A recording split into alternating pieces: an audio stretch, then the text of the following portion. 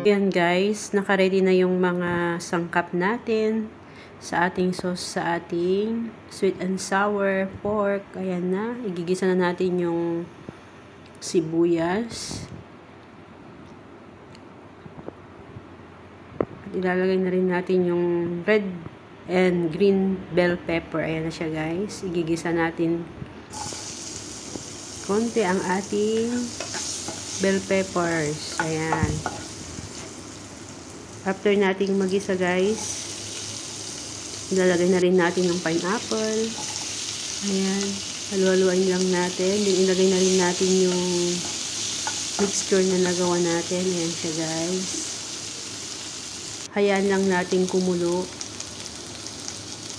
hanggang sa maging thick yung sauce natin. Ayan na siya guys.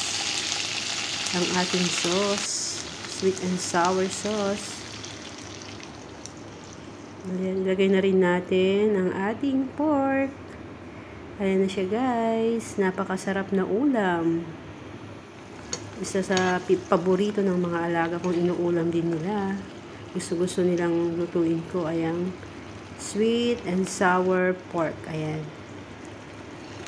Yummy, yummy. Yummy, yummy ang ating sweet and sour pork guys. Ayan na ang ating ulam.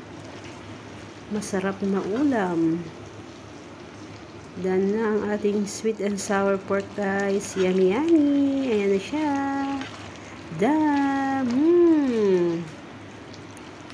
Napakasarap na ulam guys. Try nyo nang lutuin. Napakadali lang. Yummy yummy. Ayan na siya guys. Thank you for watching.